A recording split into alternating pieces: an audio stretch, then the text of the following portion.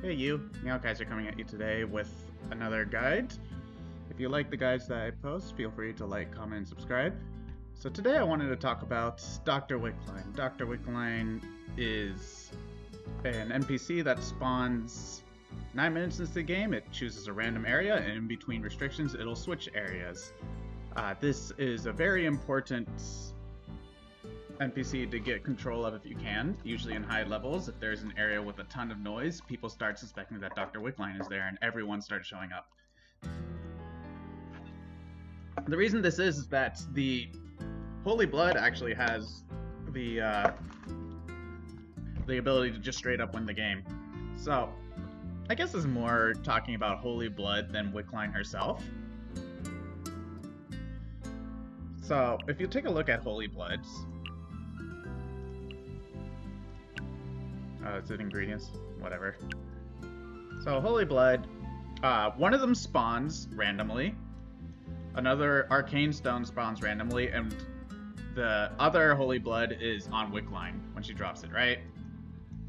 So Holy Blood has a lot of flexibility in terms of what you can do with it, unless you're hand, in which case if you want to build a weapon, you have to go straight all the way to Engineer Arcane Motor.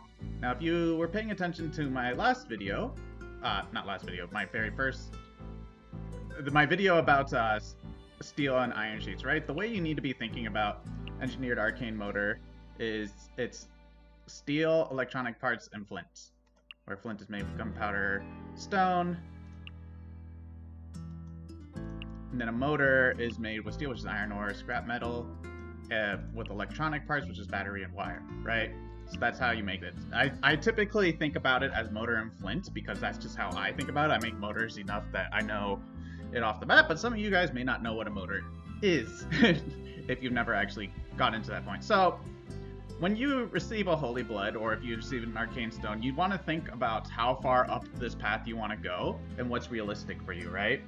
And so usually the biggest limiting factor is, are you going to be able to get scrap metal? Are you going to be able to get battery and wire, right? That's usually the biggest limiting factor. Another limiting factor is if all the gunpowder areas are closed, then you're stuck on Holy Blood, right? Typically, you want to go all the way here if you think you can get away with it. Like if you have enough stamina items, you have enough food items in your inventory. I did suggest in my last guide where I did talk about this a little bit to always go for the weapon just because it's good practice. A lot of people don't have a lot of practice going for this, and they end up losing games where it's like they could have won if they had been able to build this efficiently and quickly. So typically, if you want to build this item, you usually see people go for tunnel first, where they can get stone and gunpowder. That's their flint right there, and then the wire so that they can get started on whatever, on the electronic parts, right? So you go there, you get your flint, you create the Arcane Stone, you go to Lighthouse or Fire Station. Ideally, you want to go to Lighthouse because iron ore is here as well. You get the battery, and then you go to Factory, you get the scrap metal, wire if you didn't already get it, and then whatever your last item you need for the Arcane Stone. Arcane Stone, Engineer Arcane Motor. Excuse me.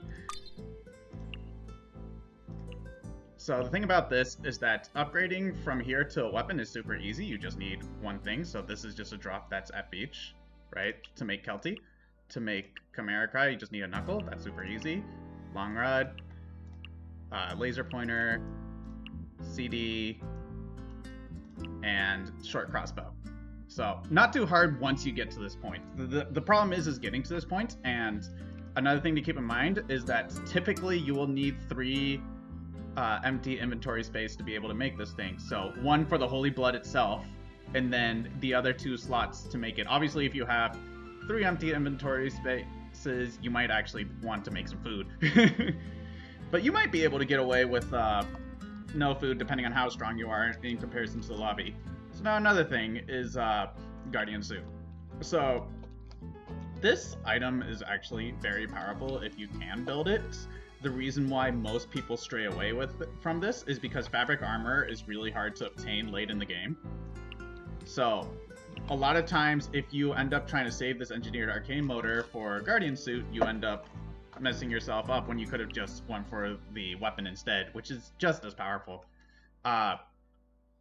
Typically, I go for Guardian Suit if I remember seeing a fabric armor at temple or archery range, but 90% of the times it's not even like a consideration. Usually it's because I get a second arcane stone and I'm like, okay, I'm just gonna flex on people.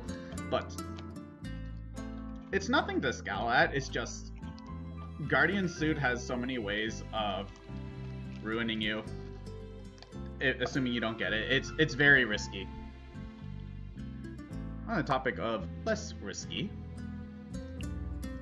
we take a look at Arcane Stone, where you just do Holy Blood and Flint. That's actually very simple and easy to make. This is pretty good for you hand users out there who are used to just going all the way to motors to make your Chimera Cry. You can just make Boots of Hermes, right? This is not too difficult to make in most stages of the game. You can usually get this at Trail or even at Lighthouse. Just get a bird and just go for it. This is pretty good to go for if somebody in your lobby decides they wanted to build Bone Crushers, and you should be paying attention to how many people are playing Bone Crushers in your lobby, right? Because to make Bone Crushers, you need motor, which is your electronic parts and your steel, and the problem with this is that they make 4 sets of these, so that means 4 batteries and 4 wires are already taken off the map, and 4 scrap metals are taken off the map. I mean 4 scrap metals, 3 scrap metals are taken off the map too, because they also have to make their armor. So it can be very difficult to go all the way to engineered arcane motor if like there's 1 or 2 Bone Crusher builds. If there's 1 Bone Crusher build and I have access to Fire Station, Lighthouse, Tunnel, and Factory, I might go for it. All depends on how many people are building things that require electronic parts. I guess I should mention this. So here there's 5 wires. And so there's 11 wires, 8 batteries, and 4 batteries. So there's 12 batteries, 11 wires, right? So you can make 11 electronic parts in total. Another thing I said last time is that if you happen to see steel or electronic parts or flints on an animal corpse, because they are considered ingredient drops, you should be carrying them if you can. If you have the extra space and you don't have anything else you want on that corpse, that's actually a totally valid thing to just carry around. And if you end up finding food later, you can just drop it and just be like, because like one thing you can do, right? Like let's say I'm at Chapel and I'm just carrying electronic parts, right? I have a full inventory. I end up killing the bats, and in the bat's weapon slot drop, it drops a carp. I will drop that electronic parts, pick up the carp, and remember that I left an electronic parts at Chapel. So like, let's say there was a bunch of people that went Bone Crushers, let's say I get Wickline, right? I'm like, okay, well I'm able to make steel, and I know I have electronic parts over at Chapel, so I'll stop by Chapel instead of trying to search at the wire battery locations, because that might just take too long. So try to keep in mind where you drop things. That's very important. Let's talk about some of the other options out of Holy Blood.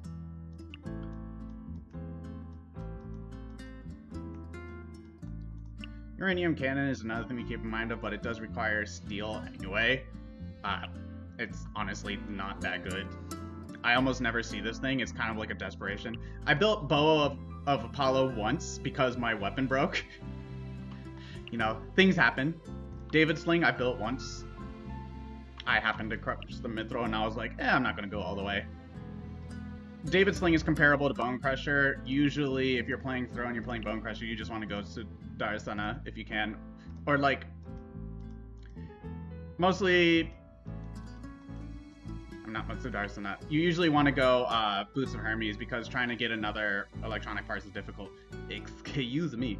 Arcane Edge is very valuable on Blade. If you see a lot of Bone Crushers, this can help you deal with the fact that a lot of people were going electronic parts, so all you need to do is secure the steel.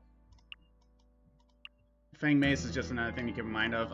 Blunt actually has the most flexibility when it comes to Holy Blood, most notably Red Muffler. Typically, there's 2 scarves over at Trail. You'll almost always get it. this item is something that I will build. Let's say that I have 5 out of my 6 slots in my inventory are all food and stamina, and I just get Holy Blood, and I'm like, well, I need a second weapon. I will make the second weapon, and the thing is that unless you have a 48 stat attack blunt weapon, right, you're going to want to equip this over your other weapon, even if it hasn't defected, and just hold on to that weapon, because this weapon has every 400 damage you deal to a player, it increases its power by 1. Now, granted, it has the same chance to duel like a blade does. I don't actually know the percent chance. The game has never told us. But typically, Red Muffler stays around 47 stat attack. So, that's just another thing to keep in mind. What else can we do with Holy Blood? Blood Red Hood is good for Sisela. It gives you plus 44 max health. The only thing to keep in mind if you're going to go for this on Sisela is that you need to get the cloth. That might not be realistic, depending on what happens. Stab actually really benefits from Spear of Longinus. Every time you kill an enemy, I believe... I haven't tested this in a while because I don't play that much Stab. But I'm not sure if that actually works on animals, but I know for a fact that it works on players. So 40% of your max HP heal every time you kill somebody is very valuable, especially if you're leading. This is another good item to go for if you're leading already. Dan's Leaf, I see a lot of people go for it. I've never been a big fan. You take 8% extra damage, but the big payoff is if you get a kill, you get 5 extra stat attack. This is kind of like a lull stomp item, because like 90% of the time, if you like watch high level, they just build Arcane Edge. It's like if you already are able to make the Bastard Sword, like why are you even bothering with this? It doesn't make any sense. Bloody Chakram is very typical for throw. This is if you so the Fuma Shuriken route that I've ran a couple times where it goes hotel, uptown. Well, I will typically build one set of Fuma Shuriken, and then I'll also build a set of Chakrams, and I'll replace it. Once I run out of the Fuma Shurikens, I'll try to get 2 sets of Dharma Chakrams, right? And then the throw player will typically drop Chakrams over at Temple. This is because if you get Wickline later, you take the Holy Blood, you go back to Temple, and you make Bloody Chakrams, right? So there is counterplay to this. If you see Chakrams just dropped at Temple, you should be moving it somewhere else. So you pick up the Chakrams, you go anywhere else and drop it so that the throw player can't do that, and they end up wasting their time. That's actually really good counterplay.